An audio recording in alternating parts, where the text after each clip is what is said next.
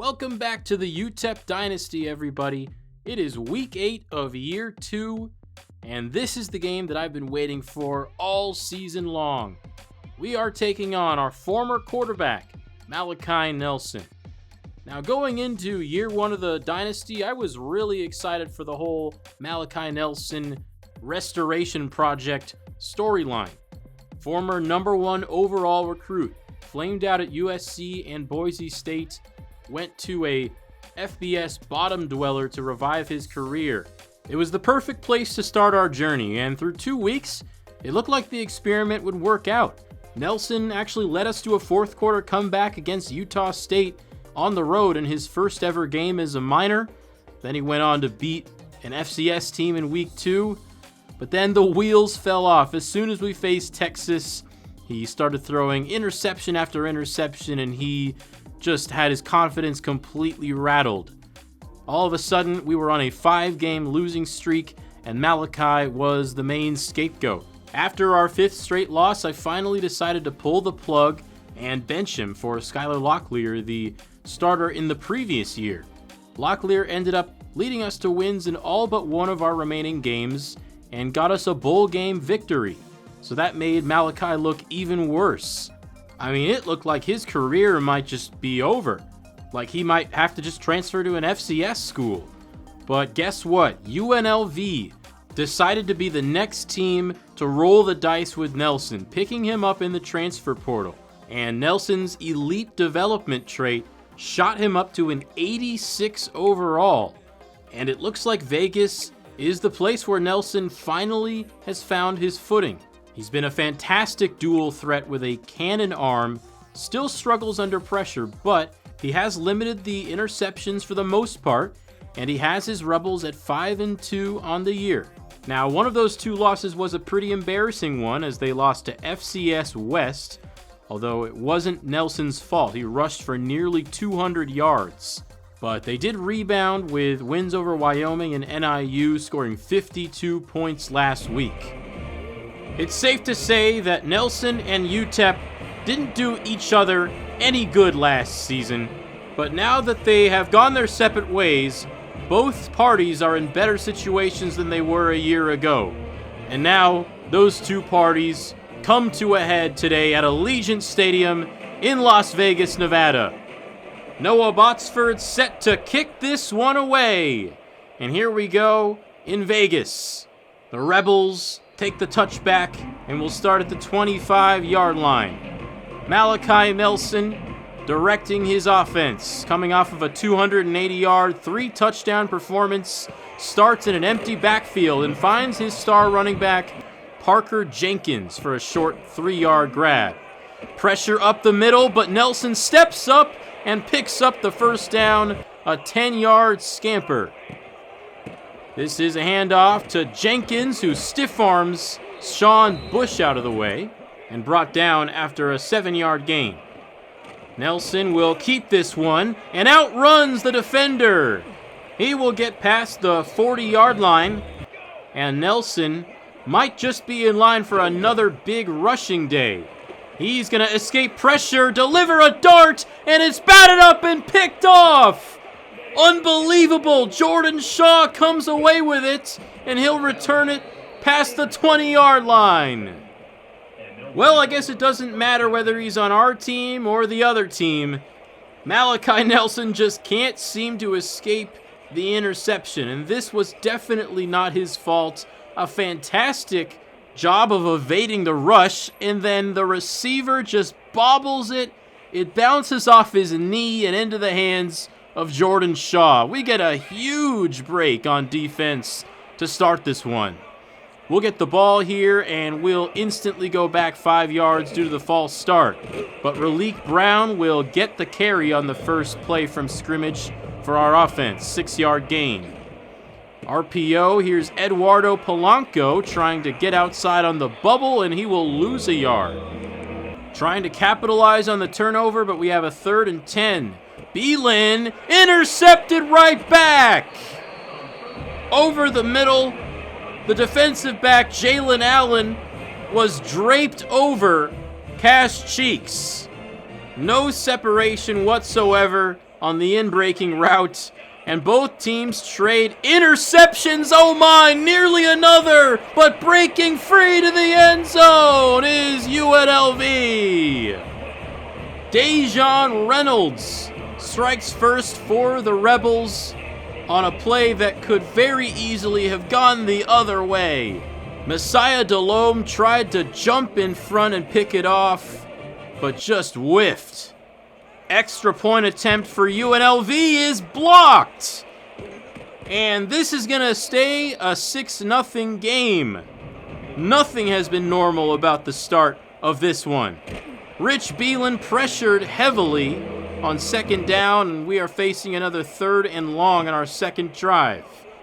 Belin launching to the right sideline, and Wandami Davis couldn't come down with it.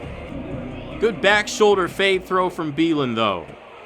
Back to the Rebels, up a score, looking for more. Past the 30, past the 25 is Tayshawn Lyons. Here is Nelson on the keeper, up the middle, looking to score, and he's going to be brought down at the 1. He is gashing us on the ground, and now Parker Jenkins will finish off the touchdown. UNLV taking control with a very quick 13-point lead. And we are just looking for something to go our way on offense. Here's Polanco again, upfield on the bubble screen, gains 9. Spreading it out on 2nd and 1, running up the gut with Raleek Brown, room to run, and he is up to the 41 of UNLV. Game-breaking speed from our running back. 2nd down and 9. Rich Belin finds a lane to scramble up the middle and gets down at the 24. Both quarterbacks finding success scrambling. That is a risky throw up the seam and incomplete, intended for Raphael Campbell. 2nd and 10. Rich Belin over the middle. This is caught by Jalen Brown past the sticks. And a triple option. Rich Belin makes the pitch. Ty Clark trying to get to the edge, and he'll get 2 yards shy of the 1st down. Rich Belin will pass on 3rd and 2, but the pass led Cash Cheeks out of bounds. Was not able to keep himself from falling over there, too close to the sideline. We're going to go for this 4th and 1, looking to gain back momentum. Belin in the shotgun, he'll pass to the corner of the end zone. Caught by Cash Cheeks. Touchdown, UTEP. A gutsy call to throw the ball on 4th and short. It was a legal pick play, rub route, whatever you want to call it. A great concept to scheme open our 6'7" tight end against man coverage. UTEP on the board in Vegas, and the check down to Parker Jenkins is wide open. 1st down pickup. Not the best showing for our defense so far, aside from the lucky interception. And this is on the heels of a loss to Hawaii, where our defense also got bullied. A win here would get us back over 500 and put us at 2-1 conference play, but Nelson has other plans. He has the Rebels in our territory. He's going to launch deep to the end zone and broken up. Jordan Shaw makes the play on the receiver. That's why we brought him in. 3rd and 10. And the tight end, Benji Blackburn, is brought down from behind by Messiah Delhomme. And the ball back to our offense and Raleek Brown. And UNLV has an injury here to their only strong safety on the roster. That is 59 overall Deshaun Finger. This team is really thin in the secondary, but they do make a play to force a punt.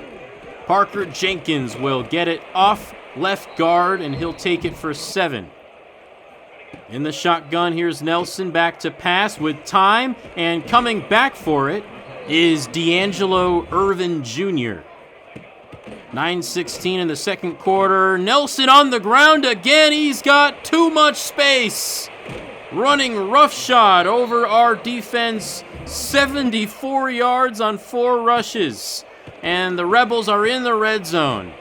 We cover up the wide receiver's screen. 2nd and 11. Nelson looking short. This is caught by Dejon Reynolds. 3rd and 4.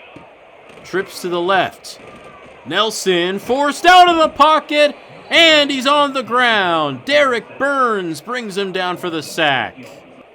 And that is a big 3rd down stop. The defense bends but doesn't break.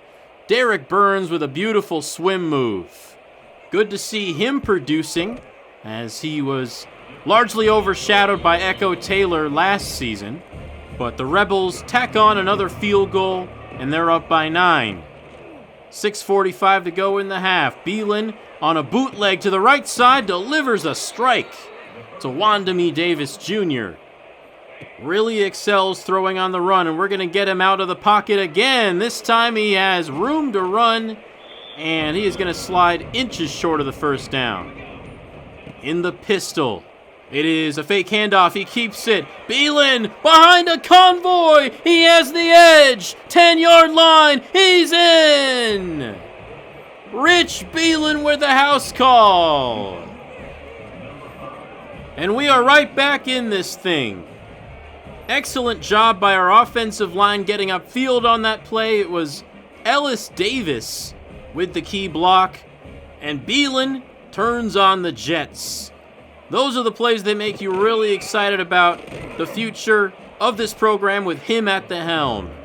Excellent run stop by Ashton Coker there, setting up a 3rd and 10. Nelson looking underneath. This is Irvin Jr., and he's tackled short. And we could now take the lead with a score on this drive, but the screen doesn't set up in time, and we have a 3rd and 9. Belin pump fakes, fires over the middle. It's caught by Jalen Brown. Big conversion to keep the drive alive heading into the 2-minute drill. Belin is brought down for a loss of 2, and the refs missed an egregious defensive hold by Nigel Waters, who just tackled Cash Cheeks for no reason. But that's okay, because Rich Belin delivers an absolute dot to Raphael Campbell to reset the downs. And we continue to march. It is Cash Cheeks this time making the catch underneath, and he's up to the 12. We go back to the ground. This is Raleek Brown picking up a couple, and UNLV already starting to use their timeouts. Belin to the left sideline, and boxing out the defender is Jalen Brown. He comes back for that ball, and it is a touchdown for UTEP, and they take the lead.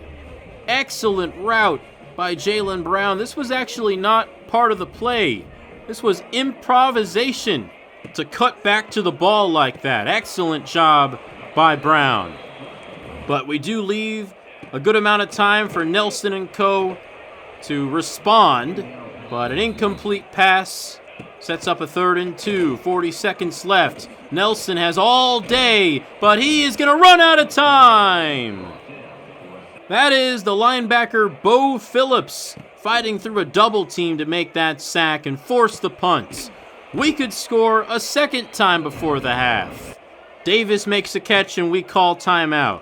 20 seconds to go. Belin to Campbell. He's upfield for the 1st down. At the Rebel 45-yard line, 8 seconds left now. Belin puts it in the perfect spot for Raleek Brown. And we do not have any timeouts left.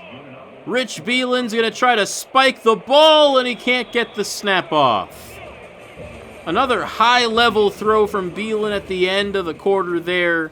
Unfortunately goes to waste, but still adds on to a very strong performance from him so far today.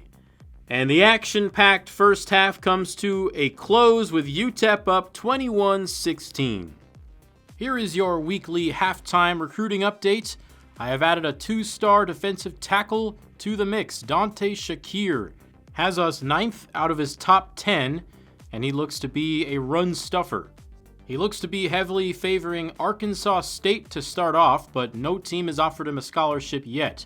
It looks like we will be the first team to offer him. We haven't done it yet as we don't have any points left, but we will do that next week. And then the recruiting battle for cornerback Devin Travis continues to heat up after Hawaii gained some major ground, beating us in Week 7 during his visit. Hopefully we can get this wrapped up in the next week or two, as he does have a visit with Hawaii scheduled in Week 11. We can't let it get to that. Okay, after a high-flying first half, here we go in the second. UTEP starts with the football in the pistol. Fake handoff, and what was that? It was Waters who tackled Brown in the backfield again, and this time they get him for pass interference because I was actually targeting Brown on the screen pass. It's not often that the other team gets called for PI and you actually lose yards. We did reset the downs though, and here's Raleek Brown doing so again. 26-yard line, or 28, excuse me. Here is Raleek Brown underneath, tackled quickly. 5-yard gain. Belin from the pistol. He will scramble up the middle and get past the 45 to the 46, nearing 100 rushing yards on just 5 carries. Raleek Brown through a huge hole. Offensive line playing well so far in this third quarter. Raphael Campbell on the jet sweep, and it'll get to the sticks. And we are driving at the 31-yard line. Raleek Brown in the flat. He'll take off out of bounds. Wisely avoiding the hit there. We fake the jet sweep, and we hand off to Brown, who breaks a tackle, cuts inside, and creates another excellent run to get us to the goal-to-go situation. And we'll hand it off again. He accelerates past the goal line. Touchdown, Raleek Brown. And we extend our lead to 2 scores. What does Malachi have in store for us? Clean pocket. He'll get it out to Parker Jenkins, but he leads him out of bounds. 3rd and 10. We send simulated pressure. Nelson down the sideline and caught! Tayshawn Lyons just climbed over the back of Cedric Beavers and came down with the ball. Hard to defend a catch like that. And the Rebels have it in the red zone. 2nd and 7. The pressure blocked up and Nelson gets it out. Reynolds makes some moves and gets inside the 1. Messiah Delhomme saves the touchdown. 1st and goal. The bubble will go for 6. Benji Blackburn is in the end zone. And the Rebels answer 28-23 as both teams trade touchdowns in the third. Raleek Brown to the outside, gain of 4. And this is another handoff to Brown. Gets a block from Cash Cheeks, and he'll pick up the 1st. In the pistol, Clark on the misdirection run, and he'll gain 6 yards. Just the 2nd carry of the day for Ty Clark III. Raleek Brown back in there on 2nd down, and that's a 1st. Stretch run is our bread and butter. And here's Brown again into the 2nd level and falls forward past the 40 of UNLV, and they have a man shaken up. Under 2 to go in the third. We go to the screen pass to Wandame Davis. 5th catch goes for a gain of 9. We'll send Cheeks on the orbit motion, and that opens up the middle of the field for Raphael Campbell. To the 16-yard line we go. And final play of the third quarter. Pressure from the Rebels. It's out to Cash Cheeks, and the ball is out. He tried to reach for the 1st down, but Preston Parsons, the right tackle, saves the day and picks the ball up. 1st and goal. Picking up a block is Ty Clark III, and he's in for a touchdown. And again, we go up by 2 touchdowns. A very well-executed drive, doing it mostly on the ground. And Malachi's going to try to orchestrate a 4th quarter comeback against his former team, but the running game is probably not going to do that for them. We stop Jenkins in the backfield. Caught underneath, this is Blackburn, and it's a 3rd and 1. We send pressure, Jenkins hits the hole. 1st down, Rebels. 10 minutes to go in the game. Play action. Nelson steps up, and it's nearly picked off by Bo Phillips. That falls harmlessly incomplete. That pass is deflected again. Nelson may be panicking a little bit. 3rd and 10 for Nelson. He'll step up, and we got a spy on the field, forcing him to slide short of the sticks. He was killing us in the running game earlier, and we have adjusted. Back to Rich Belin and the UTEP offense. Nice throw, nice catch, and Campbell is free past midfield. Good job holding on through contact. And now we just try to play keep away and maybe add on an insurance touchdown. We're slowing it down, running the play clock under 5. But we are going to have to put it in the air now, 3rd and 6 after the stopped run. Rich Belin with time to throw to the flat, and it's caught, but too close to the sideline. Ty Clark only gains a yard, and we have to punt. Noah Botsford tries the coffin corner kick, and it's so close. Just snuck right over the pylon. 1st down. Parker Jenkins is brought down by Ashton Coker. He has been a monster this year. Malachi looking for his running back Jenkins, and coming downhill for the tackle is Stratton Schufelt. 3rd and 15, and a sack. Ashton Coker wreaking havoc. And it's now a 4th down and 19 from Malachi Nelson. He'll look to the left sideline, batted up and out of bounds. And we are in the driver's seat right now with a chance to go up by 3 scores. Here's Ty Clark on the check down reception. It goes for 4. Ty Clark in the backfield. He'll get it again, and it will be no gain. Running the play clock down, empty backfield for Rich Belin. They only rushed 3. Belin with all day, and nobody open. The pass is incomplete, intended for Taylor Perez. They locked us up in man coverage. The right decision probably would have been to scramble with Belin there, but Noah Botsford knocks through the field goal to put us up by 15. UNLV still within 2 touchdowns, and Nelson delivers a strike to Tayshawn Lyons. 112 receiving yards on 3 catches. Nelson steps up and finds Irvin, who comes back to it and turns upfield to the 34. Empty backfield. He's got Jenkins this time, and they are moving the ball. 20-yard line. Nelson throws inside the hashes, and it is Reynolds on the grab. 2:12 to go.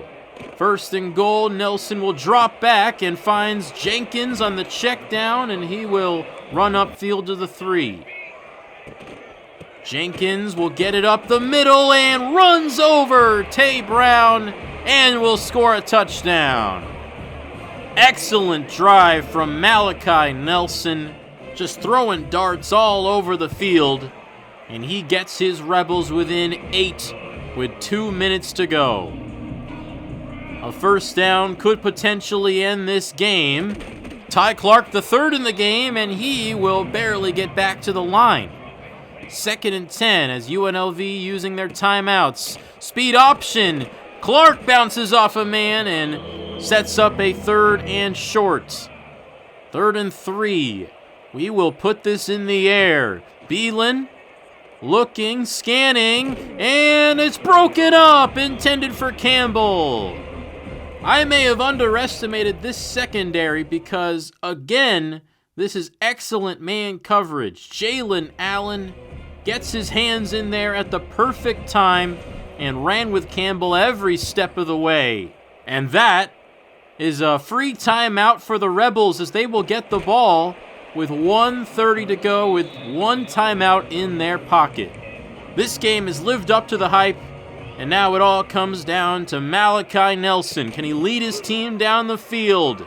Parker Jenkins will get the ball on the first play and gain 6, stopping the clock, getting out of bounds. Nelson pump fakes, hits his check down. It's Irvin, and he's got a first down. The Rebels have all the time in the world. Nelson in the pocket. He'll find Blackburn, the tight end, and it's a 2nd and inches. 44-yard line. Malachi has room to run up the middle, and he is inside the 30-yard line. They will spike this ball now, and we are really wishing we put a spy on the field for that play. Nelson rushed, and he's sacked. Stratton Schufelt with a huge defensive play, and they will not use the timeout just yet. 3rd and 16, they hustle back to the line. Nelson over the middle. It is caught but short. 11-yard gain for Irvin Jr., and again they will hustle back.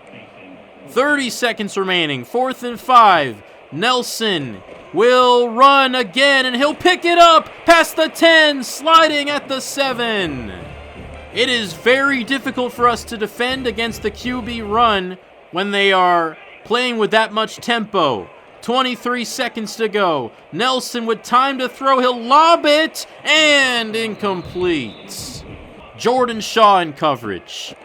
2nd and goal. Nelson with even more time, and hit from behind, and he manages to throw it away. 3rd down and goal, 12 seconds remaining. Nelson looking, firing, and incomplete. Irvin dropped it. Jordan Shaw in coverage again. Irvin bobbled a ball that was intercepted early in the game and now can't hold on through the contact from Shaw. It all comes down to 4th and goal with 7 seconds left. 7-yard line. Parker Jenkins to his right. 3 receivers out wide. The snap. Nelson on the slant. It's caught. Touchdown Rebels. And they are a 2-point conversion from tying this game. It is Tayshawn Lyons winning inside with a great route on Cedric Beavers. Our man coverage was successful on the previous few plays, but not there. We still get one chance. We win if we stop the 2-point conversion.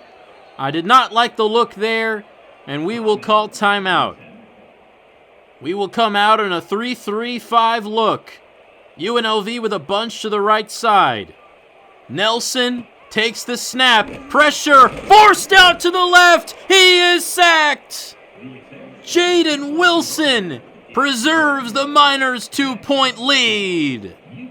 What a defensive play call. Jaden Wilson comes in unblocked, and Nelson doesn't have time to go through his progressions on the play. And we did leave some men open.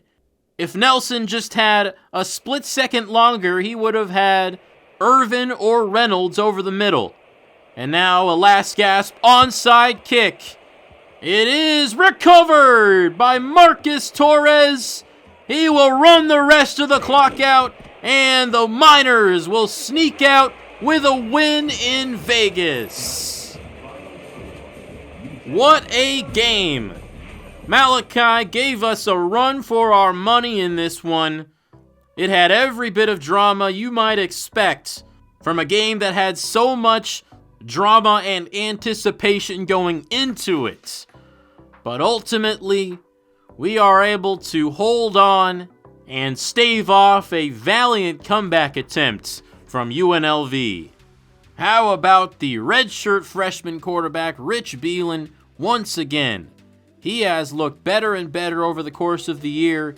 He had the interception early, but he recovered from it and played an excellent rest of the game. Our running game had it going today. Raleek Brown is just too fast for these Mountain West defenses, and he put that on display today. Jordan Shaw had an interception and a few really big plays at the end of the game. It's hard to say which quarterback played better. Both had very good games. Malachi really gave us fits as a runner. 85 rushing yards, and he would have had far more if it wasn't for the sacks. But that win will put us at 4-3 and 2-1 in conference play, while the Rebels dropped to 5-3. And I honestly think we've played most of the toughest teams in the conference already. It's only downhill from here. We've already played UNLV and beat them. We've beaten San Jose State, and we couldn't beat Hawaii, but we got that game out of the way. The teams we still have yet to play are Air Force, Nevada, Northern Illinois, Wyoming, so the bottom 4 teams of the conference, and then New Mexico, who still is undefeated in conference play. That is our final game of the season, which should be a really good one. The Lobos did just destroy NIU 34-3.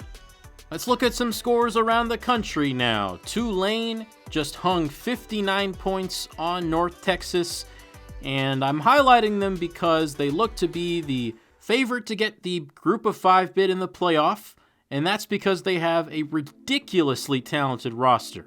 They have a legitimately scary running back committee, honestly almost on the level of Michigan. Dante Dowdell leads them at 90 overall, and then they have 2 others at 86. Shaz Preston is an 85 overall receiver. Their quarterback, Caden Samanza, just went for 5 touchdowns, no interceptions. He's been excellent. But their defense is positively insane. They have a duo of 92-plus overall safeties. Ashton Stamps transferred over. That's a 93 overall corner. And then they have 2 other cornerbacks at 85 and 84. Their front 7 is also excellent. Kip Lewis at linebacker, Matthew Fobbs White on the edge, and in the middle they have big Jamarius Brown. I mean, forget the Group of 5 bid, this team could win the national championship. In other news, Ohio State squeaks by Nebraska in a battle of ranked teams. Ohio State now 6-1. UCLA remains undefeated with a shutout over Purdue. Penn State remains undefeated. They actually had a hard time with Northwestern. Georgia beats Texas A&M. Louisiana, out of the Sun Belt, is ranked at number 24. And here is that full top 25. The top 5 teams all still undefeated. And then SMU, Ole Miss also undefeated. UCLA has been absolutely hosed by the rankings. 9-0. They have played more games than anybody else, won all of those games, and they are still behind 6-1 Wake Forest. All right, and this looks like Ryan Williams' Heisman Trophy to lose. The 99 overall junior receiver just went for 11 catches, a $148, and a receiving touchdown. And the transfer to UCLA looks to be turning out well for Nico Iamaleava. He is number 2 in the race. Moving on to Week 8, we have a commitment from Devin Travis. I was a little bit worried that we might lose him after the loss to Hawaii, but we end up finishing the job and landing the 2-star corner from Mission Viejo, California. We are also approaching a commitment from 3-star edge rusher Khalid Claiborne. He enters his top 3 with us as his number 1. Looking ahead to the transfer portal, we don't have nearly as many players who want to leave as we did last year, but there are still a couple concerning ones like Jordan Shaw and Messiah Delhomme. Apparently our DBs are not very happy with the passing yardage they have given up this year. We are now just over halfway through the regular season, so I figured this was a good time to go over our season stats. Rich Belin, in his first year as a starting quarterback, has completed 60% of his passes for 1,800 yards, 11 touchdowns, and 8 picks. A lot of those picks came in bunches, as he has had a good amount of games with no interceptions thrown. On the ground, Belin has 142 rushing yards and 3 touchdowns. Raleek Brown leads us with 432 and 3. But the most concerning thing in this picture is his wear and tear.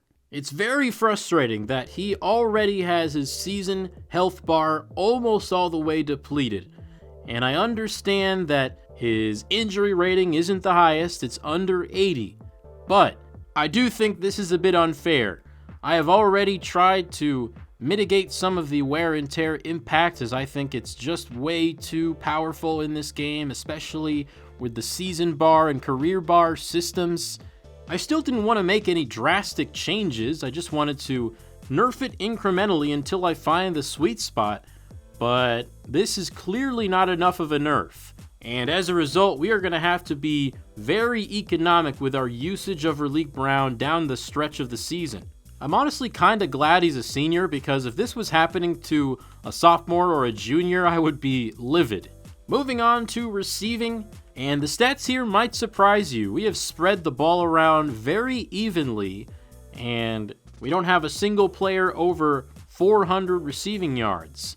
Campbell leads us in yards, but Wandame Davis has been perhaps our most effective receiver with 4 touchdowns.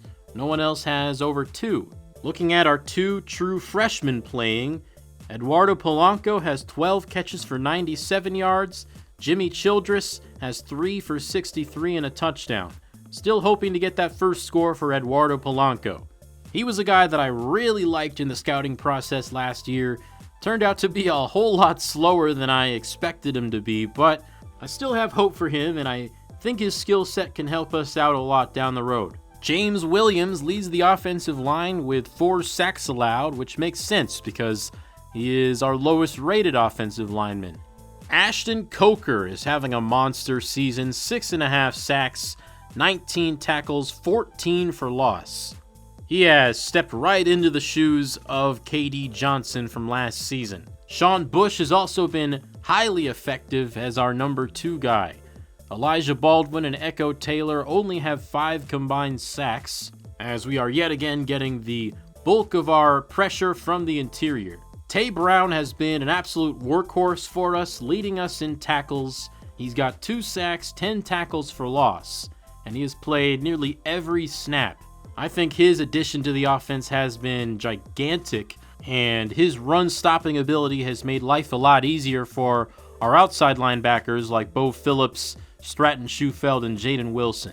Tay Brown leads us with 2 forced fumbles, even though I'm fully aware that not all of our forced fumbles have been ethical, and we've gotten 2 interceptions from Jordan Shaw and 1 from Cedric Beavers. That is still more than we had at the same point of last season, but of course you'd like to see a little bit more. And I've been very impressed with how Noah Botsford has stepped into the kicking role after winning that training camp battle. So far, that out of position penalty has not hurt us, as Botsford is 9 of 10. He also has 4 punts inside the 20 and only 1 touchback. He has earned the title of special teams captain. Looking at our team stats, we have the 5th best offense in terms of yardage in the Mountain West. We just beat the team with the best in UNLV. We lead the conference in first downs per game by a wide margin, and on defense we have allowed the 3rd fewest yards per game. Still quite a bit less than Air Force though, who has been absolutely lights out on that end. And I know this is largely because of just how the game plays and just the CPU's running game being generally ineffective, but we do have the number 1 rushing defense in the country, the only team under 500 with 70.8 per game allowed. A lot of that is also due to our 24 sacks, which is also a top 10 mark nationally. Georgia somehow has 41 in 8 games. That is crazy. Apparently we go for it on 4th down more than anybody else in the conference, and we have done so at a 52% success rate. We do have enough upgrade points to get Sean Bush's power move rating to 81, and that will lead us to our Week 9 matchup against winless Wyoming, 0-7. They have also lost to FCS West by a score of 21-16, and their defense especially has been awful. 49 points allowed to Hawaii, 38 to UNLV, most recently lost 42-21 to Nevada. And there is not much to break down here on this roster. Their top player, 85 overall linebacker Alexander Kilgore, is out with a broken hand. Kenny Parks is now their top rated player, an 83 overall corner with 82 zone coverage. Their quarterback does not have a terrible rating, 79 overall Philip Rush, 62 deep throw accuracy though. He is a threat with his legs, 82 speed. But ultimately with the type of teams we've beat so far, we should have no problem with Wyoming. So today's episode was just the one game. I wanted the focus to be on the matchup with our old quarterback and facing one of the better teams in the conference. A lot of the games we have ahead of us now are not nearly as high stakes as that. Our next 3 games are against Wyoming, Nevada, and Northern Illinois.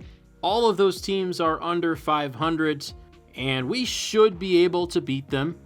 Nothing is guaranteed, but if we want to compete for a conference championship, which is still possible, we almost surely need to win all 3 of these games. So with that being said, I think next episode will be the first 3-game episode of the series. I want to wrap up the regular season in 2 more episodes, and then hopefully get to a bowl game, or even potentially the conference championship.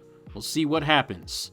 But so far, it's been a pretty exciting start to Mountain West play. We have had some pretty exciting games, and it's pretty cool that we already got to face our old quarterback from last season. Hope you guys enjoyed the video and the exciting finish. If you like what you see, I would appreciate some feedback in the comments. Don't forget to subscribe, turn post notifications on, like the video, and recommend me to a friend if you want. More UTEP Dynasty coming your way very soon, and until then, have a great rest of your day.